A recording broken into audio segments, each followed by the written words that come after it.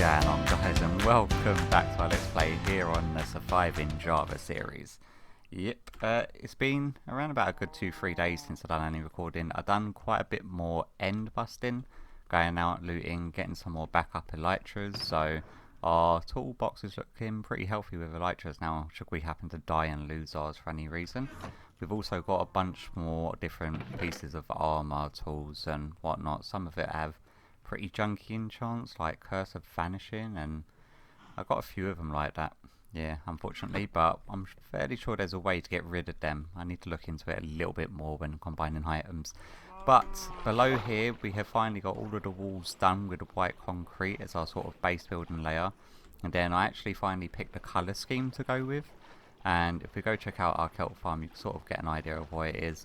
For the ceilings we're using polished styrite. Because you get the stairs and slab variants, it's nice to do little sort of cornices and incos in the ceiling. And then we're going with the orange with the white because I just think it's a really nice colour combination. And other than blue, I really didn't know what colour to go with, and we can't really go with blue because we're in the ocean. I didn't think it would look too great. And then for the detail work we're going with quartz, unfortunately, because it's a major pain to get rid of. No, get hold of is what I wanted to say. So we've got like the sort of, what's it called, archways, and I think we're going to be using archways quite a lot in our base area. So the plan is that today we need to find some way, oh my god, my words are getting so mixed up, it's far too early for me to be recording. Yeah, we need to find some way of getting quartz, which is our main aim of today's episode. But first of all, because I want to be clearing out other little sections like this, we need a beacon, and Steak has unfortunately taken here. I'm just trying to read that. Off, no, sure. Oh, not sure.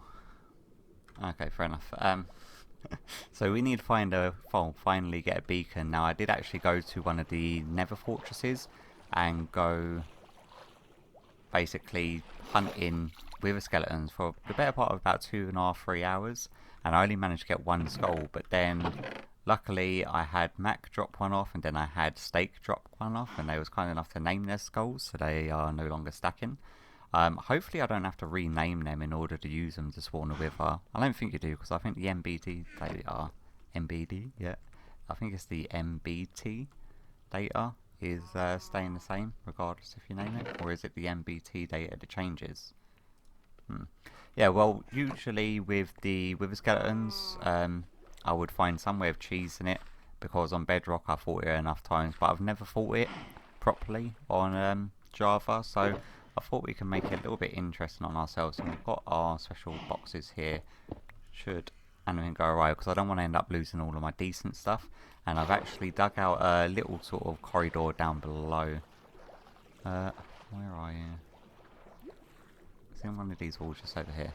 I am getting drowned spawning down here, but they're not too much of an issue when I'm using a trident. So let me get to the end of this massively long corridor where I've had to dig to the point where I can't see lava, and then we can spawn a wither and take this episode off with a bang. Well, hopefully not a bang. I'm hoping to survive it, but yeah, catch you in a sec. Okay, I finally reached the end of the corridor. I'm not too sure how happy I am with this little split off down here. I've got a massively long corridor down this way, and then we've got lava around this section, so we don't really want to leave our stuff there. But this little spot here seems fine for it, I'm hoping. Get some cobblestone, please. Thank you. And then we want to put a bed down, respawn point saved, and then we want to put, we've got to make sure that we're not blocking our bed, because the last thing I want is to not be able to go to sleep. So let me take off all of my good stuff. I'm not sure if I'm like well over preparing here, but I really just don't want to go losing all of my decent tools and stuff, especially my elytras, because the end is also limited to 3,500 blocks, and so the end cities aren't endless, should we say. We are going to want some food on us. Trident. Depending on how well this goes, I wouldn't mind trying to fight a wither in the water. I think that could actually be a little bit fun, just to try and do. Let's grab a couple of them. Let's grab a golden apple. And then this one is another chest of just all of the iron stuff that I've been getting from the end. And I don't mind if I lose any of this, but I thought we'd try with some decent, well, fairly decent. I did go ahead and enchant it. So we've got protection, projectile protection, protection, and protection. And then we've got smite 5 on our sword. And then we've also got a power 5 infinity bow with flame on. I don't think flame has any effect on the wither, but always handy to have, I guess. Okay, I think we're all good. Fingers crossed this goes, well, can you hear that? I think it's like ambient cave sounds, but it sounds like some crazy big massive metal monster marching about, which I think is a little bit overkill if you ask me. Okay, go 1. And please don't tell me I have to go all the way back and name these guys. Back to Wither Skeleton Skull. Oh, no, we're good. Okay, eat quickly. Come on.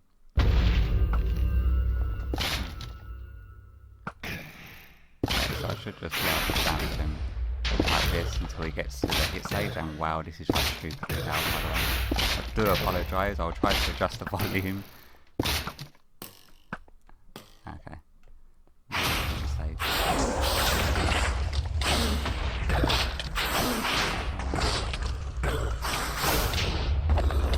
Okay, that was considerably easier than the Bedrock version. Like, insanely easier than the Bedrock version. Come on. As long as I don't die from the Wither effect. Because in the Bedrock version, he does these massive explosions that pretty much insta-kills you when you get to the hitting range. And then when he gets low enough, he then... how long does this Wither effect last? Let me find out. 7 more seconds. Yeah, when he gets to a low enough stage, he then spawns 3 Wither skeletons, which also seems to just absolutely murder your face. But that was relatively easy. I'm quite happy about that, actually. I think we can actually go ahead and try fighting one in the water next time. But we'll keep all of our Wither fighting stuff separate. I didn't even have to... I should have used the milk, because obviously we can get infinite amount of milk. So, I don't know why I was not using it. Oh yeah, we've got a Wither's head as well. Happy days. What don't we need? A bow and our sword. And then we can come and grab all of these guys back. Get re-equipped. Okay, so I'm going to head back to base. Build the... Well, not build a beacon, but put the beacon on the top and activate the mining haste thing stuff. Haste 2 is what I wanted to say. There we go. Yeah, catch you back in a sec. Alright then guys, so we're back at base. It was all the 5-second cut in between. Just me walking down that hallway. We should now be able to make our beacon. Yeah. Now I've already got the achievement of the beaconator and whatnot, because obviously I was using Stake Sun, but still, nevertheless, it's still a very big milestone in our journey here on the Java edition. And it allows us to finally get Haste 2 permanently without needing to worry about having to do mining tasks within a time frame, because Stake wants his beacon back. Honestly, he took it back, and no word of lie, it's now been sitting in his chest for the past week doing nothing, so there we go. So yeah, Stake, thanks a lot. I could have really used that beacon digging out that room. But now that we've got the haste effect here, which means we can clear out other areas in order to create farms, we need a way of getting quartz, and the only way that I found... What was that noise? The only way that I found that you could possibly do it in a semi-automated fashion, well, there's 2. You can do the sort of boring machines, should we call them, up in the nether, but it's very tedious, and you have to keep on stopping and starting machines in order to then go mine the actual quartz. And if you do the automatic quartz collecting, you're not getting the fortune effect on it. And obviously the nether itself is also going to be limited to 3,500 each way. So it's not like we can go infinitely in one direction. So it would mean a case of going a maximum of 3,500 blocks, or 7,000 should we say, and then having to take apart and rebuild the machine to go backwards. So the only way that I can see it is by getting a bunch of villager masons over here and have them sit up and then unlocking all of their trades. But we're also going to need to find a way of getting emeralds, and I don't know which way to go about it. We could do the farmers, or we can do librarians and trade them paper in order to get the whatchamacallits. But what I'm thinking is that we're going to need 6 villagers minimum to do the quartz trade, so stonemasons or masons, and then 6 either librarians or farmers should we go with. And I don't want to be overcrowding my area with just villagers, and I don't know how temporary or permanent these guys are going to be, because really it's just the case that we need to be able to get quartz, because I went mining for well over about 3 hours in the nether, and you do not get a lot of quartz. I've got like probably about 10, 11 stacks worth of quartz ore, and I've still got quite a bit of quartz. Really, dude? Yeah, well, I've got the wave rider, so I'm going to go dive into him.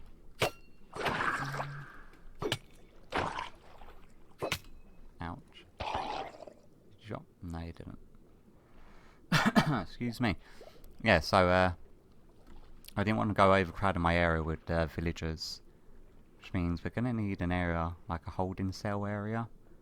And I'm thinking with the stonemasons it's not too bad, because we can trade them all of our unwanted normal stone and andesite and the blocks that we're not really using to get emeralds as well, and then trade them emeralds to get quartz, which isn't half bad because it means freeing up some of our chests and not stockpiling all of the garbage that we're not really ever going to be using. Oh, come on guys, really? Give me a break. So what I'm going to do is, there's a few villagers over in Nether that Mac has kindly allowed us to go pick up. It saves us the hassle of trying to find the village and transport them all the way over here, but we are going to have to try to find some way of getting them from Max over to mine. And I'm fairly sure that I can find a way to do that. And then I'm going to need to clear out an area. Should we do it at the same height as this one, but on one of the corresponding sides? Should we say this side? Yeah. And then I reckon probably about as long as this. And then we could fit 6 on one side and 6 on the other. And have them in holding cells, because I don't like them in just like the little trading boxes. I like actually giving them a little cell and a little home, their workstation, and open area. Not for them to just go running about, but just so they've got enough room to move around a little bit, I reckon. But yeah, I'm going to get started clearing out an area and hopefully try to get some of these villagers over and see what we can't work out about automating some of this quartz trading. So yeah, I guess I'll catch you back after I've got a little area set up. Alright, so I've managed to clear quite a largish area just down here, and I've sort of planned it out so we can have 6 on each side. So we can have probably 6 librarians for doing paper trades primarily. But considering that we're getting librarians in here, we may as well try to get some decent enchanted book loadouts on them. So probably a mending and an unbreaking 3 is probably the only 2 that I'm really looking for.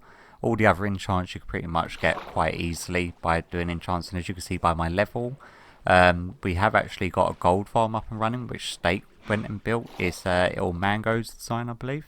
It's just like the big donut one where all the zombie pigmen just come run into the centre. Bunch of XP very quickly, and you also get a bunch of gold. So I've done a couple of AFK sessions over there, mainly when I was sort of doing IRL stuff, and we've managed to actually get quite a bit of gold out of it. So nearly 3.5 stacks of gold blocks, which means we're set up for a different beacon base, so we can utilise the iron that we've got down there, because we are going to start needing large quantities of hoppers when it comes to doing a sorting system and whatnot. But for the time being, this room down here, what we want. So I want to do like a loadout. I did go ahead and grab a bunch of orange wool off of Mac, and then let's grab some acacia wood. I should have a decoration box in one of these. Where are you? Yeah, that's all of the nether stuff that I collected when I was doing a mining run in there. But we should, yeah, sort of decoration box to this area, and then orange wall is not for anything tedious. No sort of decoration. I don't really like the look of wall when it comes to decorating large areas, but what we are actually, you know what, might as well just get a bunch of this, and then we're going to want, say, you know, I'm not going to make all the beds because that'll take up my inventory. They don't stack, do they? Not that I can remember anyway. If we just want to sort of get an idea of what we want to do. And then we're going to want, say, some glass, and what did I do with my white dye? What did I do with my white dye? Put it in mute? Yes, I did. It's there. Going absolutely blind. I think we're going to need more than that as well. So let's make a bunch of white glass, not glass panes. Probably the last thing that I want to do. So I didn't actually need that much white dye. The reason why I'm choosing white glass is because clear throat. It's not got the big streaks in the middle, although clear glass is very clear, and I do like the look of it in front of the kelp farm, because the main viewpoint is behind the kelp and you have to have glass covering the entirety of it. But with the villagers, obviously we're going to need a little gap in order to do the trade, so the white glass is more for the aesthetic sort of look. Also going to want some iron trapdoors, I do believe, just to make it look good, because the wood variants don't look all that fantastic. Guess we could have heavy weighted pressure plates, which wouldn't look terrible, but let's just go with the iron trapdoors for now. And I forgot the white concrete. Words, come on, where are you? I need to sort out my areas, because it's getting a little bit chawsome trying to find stuff at the moment. We're also going to want a light source, so we may end up putting glowstone down below and putting maybe carpet down below. Not too sure, but what we are going to want is I want an orange bed there, and just clear a little bit of room here. I'm going to want to clear this area up to here. Obviously we don't need it at all, so I'm not really going to worry overly about that. And I was testing in a creative world just before starting recording this clip to see if there's any way that we can get the villagers submerged underwater and them still be actively trading. And the only way I've managed to do it without the trading is that you can keep them alive by having soul sand under them, because it causes the bubble air effects, or the air bubble effect, should I say. But whenever you try to interact with them, they just shake their head going, no, no, not going to happen, no. So unfortunately submerging the villagers is not an option, unfortunately. Do you reckon an orange bed with the orange half slabs is a little bit overkill? You know what, I like it, so you know, I'm just going to roll with it. And then, you know what, just patch you up quickly, I don't waste white concrete. So we're going to want to say white concrete there. Nice little bit of white concrete there. And we want glass walls separating them, and then perhaps pillars segregating each cell. Yeah, you know what, I'm quite alright with that. Like that. And these villagers are going to have proper fancy little rooms, aren't they? And then we can have, say, the white stained glass. I love the way the white stained glass looks. Then we're obviously going to want to have blocks underneath this, and behind it, before I forget. So I think white concrete behind there, just under there, little separators. And then we can have oh, it would really be nice to have like a little archway coming over each cell, but we can't have that big of an open area, unfortunately. What do you reckon? What do you reckon? I'm thinking we can have like the half slab diorite as the roofs, or the ceiling, should I say. of our cells. And then we can have, say,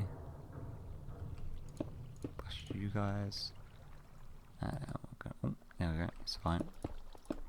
Like so. I'm liking it. Then, glass up there, glass down there. We can have one glowstone in the middle, our workstation can go there. We're able to interact with every block within this cell, so even if he's standing on the bed, we can still interact with him up there. And then the iron trap doors is because obviously we're going to have to center our area this excuse me, flooded or submerged. We are not going to want water to go in here, so we have some iron trapdoors there. The only thing I'm afraid of is sometimes if I'm trading, my inventory's full, the items will fall down inside the cell. But I could probably swim. Do you reckon you can swim through a gap that small? Because obviously this area is going to be submerged. Yep, that's a new word. I'm just going to go with it. If we are to say do that, can we get in? Yeah, we can fit in that smaller gap. So worst comes to worst, we can actually just swim in there and grab the items, considering that area is going to be submerged is the word I was going for. Let's go back up here. But yeah, I'm liking that. Obviously we are probably going to have that stupid cascading water effect over this bit, but it can't be helped because this has to be air gaps inside of there, otherwise the villagers will drown and they will not be overly happy. And that's my phone. Was it important? It is actually. It's someone asking for a delivery address for an item. Okay, well, I'm going to get the rest of... I said around how many times there? At least 10. I'm going to get the other... I want to say 11 cells, 6 either side. Yep, that makes sense. The other 11 cells built and start finding a way of getting the villagers down to these cells because, yeah, that's going to be fun. We're going to have to get the light source in there as well to avoid monster spawns. But I'm quite liking the look of it. It looks very sort of regal-ish. So I'm fairly sure the villagers are going to love it. But yeah, I'm going to crack on with this and I'll catch you back once it's all sort of done and we're ready to get the villagers in. Alright then guys, so I've been busy and I've managed to get all of the 12 sort of cells done. Well, 12 very homely places. This actually looks pretty decent, although we've got this big abstraction in the middle. I'll explain that in a second. We've already got one villager in place and I've managed to get him as an unbreaking free guy. And obviously we get the price reduced by getting him infected and cured later on, but that's to worry about another time. But all of our cells are in place and they're all looking very nice and got all the quartz up there. I've got plans of what I actually want to put atop them, but that's probably going to be in the next episode because this one's probably running a little bit long as it is, especially considering I want to show you exactly what I'm having to do to get these guys in here. So we've got a drop chute over there, and you know, it's easier if I just take you from the beginning and just walk you through what I'm going to be having to do with every single one of them. So we've made adjustments to our nether portal. We can hop through here. And then we've got to fly over to Mac's place. I really didn't think this bit through though. Yes. Can we just fly through here? There we go. That's what we can do there. And then fly. And as you can see, we've got the coordinates so that we don't really have to pay too much attention to... We have got carpet laid out. Mac took the time to lay the carpet out for the others that obviously haven't got the map mod. But it's just a lot easier having the sort of position so I know what's where and I can just fly easily from one to the other. But this is where we are. This is like little Mac's... Little Mac's? No, this is Mac's little villager breeder area. So just through there he's got his breeder and he's just stockpiling them in the nether for whoever sort of needs them for different bits and pieces. I know that Stakes pinched a couple, I think, for his iron farm. Mac's got an iron farm up and running, but what we do is we hit the button, it grabs the villager. I've run a track all the way over to my place, so we've got to make sure that he stays loaded, just so he makes it all the way there. Come on, guy. Yes, I know, I'm following her. And here we go. And then at my portal there's an activator rail. I'm hoping that I took the other one out, the other minecart, because they seem to just end up at the back and just bounce about. Let me just make sure. Yeah, okay. So he comes off, he gets all knocked out of the minecart, but he just stands there like a dope. Can we get you in the portal, buddy? There we go. Then we break the cart. And then on my side, we sort of knock them into that little glass box. They do take like one little hit of damage. So we just nudge him off. There we go. And then we've got the minecart, and then we send him off on, the way. Can we get out? And then at the other end over here, it's a very long journey to get each one, and I'm having to do one by one to save any issues with them sort of claiming the wrong block than what I want them to. Because if I have all the librarians in at the same time, we're going to have issues. He's just done it by himself. I've got a little pressure plate hooked up to a sticky piston there just to knock him down into the hole. And then we could break this and then do a little flying trick. There we go. And then down into the water. So there's a tube that goes straight down, and obviously I've not filled it with water yet because dealing with villagers in water is going to be a really, really unfun time. And then he sort of gets knocked down to this minecart track. We're just feeding the minecart tracks into each of these cells. I told you it's a very, very long process I'm going to have to do for every single one of them. So, and then with this guy, he should be able to just put him in the minecart. Doesn't take any suffocation damage from the... Oh, no. Go that way. There we go. And then we can just break you quickly. Just nudge you into there. And then we start the process of placing and then picking up the... whatchamacallits? Lecterns? Lecterns, that's it. I knew it was lec something and completely spaced, but that's the process that I'm going to have to take with every single one. And stonemasons... on that side, it's not going to be a problem. I can just bring all of them in roughly about the same time. But with the librarians, to ensure that we get the right trays and breaking and picking up the tables so they're not sort of robbing each other's tables, is always a bit of a pain. Because I'm having to do all of this malarkey and I've got to take them out of their minecarts in order to do so. But we've got emeralds, paper and bookcase on us, and we've got books so we can lock their trade once we get the one we want. This guy I'm going to sort of carry on going until I get either efficiency 5, mending obviously, or I think protection 4. Well, we've got 4 of them to pick from, and I think all of them get the paper trade anyway later on. Or I hope they do. So I've not really tested out these guys. I know all the stonemasons, their last trades always, I tested about 100 of them, and every single one of them, their last 2 trades have always been quartz block and quartz pillar block, which is a godsend if they all get it, because that way we can get over a stack of quartz blocks on every single trade, which is the equivalent of like usually about 3 stacks of quartz ore in order to get a stack of quartz blocks for me, even with fortune 3, just the luck that I'm having. But yeah, I'm gonna sort of go through these villagers, and once I've got all of the villagers in place and all of this central bit torn down, I'll bring you back for the final product. So yeah, catch you back in a bit.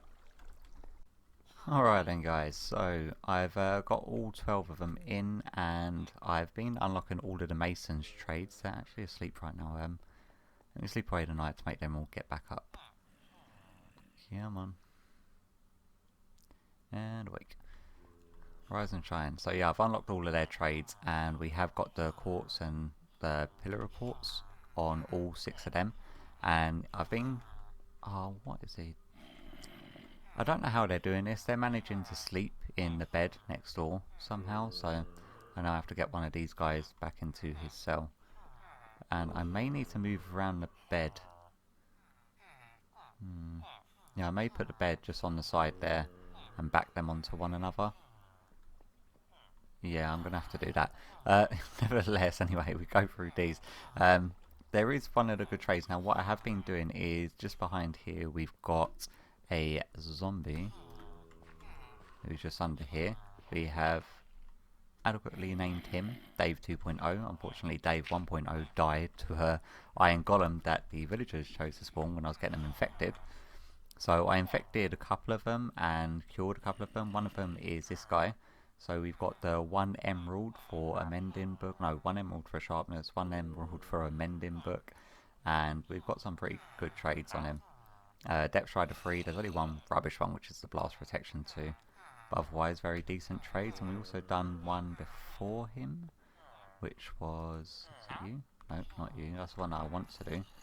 It was this guy, our Protection 4 guy. I've just been going through unlocking his things. We've got Curse of Binding, all 1 emerald, because I've had to infect them twice and then cure them twice, but I would have done them all, but I'm actually out of apples. I've been like getting a bunch of these books. I've got a stockpile of sharpness, mending, depth strider. Oh yeah, you can't open a shulker box underneath another one, can you? Do that, then we face it that way. So here we've got an absolute ton of mending books as well, so I don't think we're going to need mending books for a while, and these guys were just mainly to get emeralds. And we have been getting a bunch of emeralds. Where are you? Here.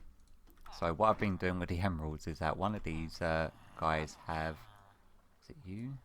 Or is it you? Yeah, this guy. He sells 12 bookshelves, 1 emerald a piece, and then we can get the bookshelves. Proper cheaty way of getting emeralds, by the way. And then get the bookshelves, just crack them all up, and then unfortunately my axe has silk touch on, so I've just been using a pickaxe. I'm sure that I could use my fist as well. So what I've been doing is just breaking all of these guys, and then you get 3 books back a piece of each bookcase, I do believe. Yeah. Do that. Quickly break all of these, and then we can go back to him, and then you can sell each book back to him for an emerald. So where are you? And then this guy, and then bam. And then we can do that every 10 minutes to get our emeralds, and we sort of get a stockpile of books as well, which I've been using to sort of go through and unlock the other guy's trades. I really hate the fact that he's managed to switch places. How best can we do this? If we... Oh, I don't want to use that on the blast, so we do that. And then this, do that. And break you. Can you just get back in your cell, please? Without causing me aggro. Thank you. That was relatively painless. I thought it was going to be a much more bigger commotion than that. Just crawl under. Ta-da! All fixed. Happy days.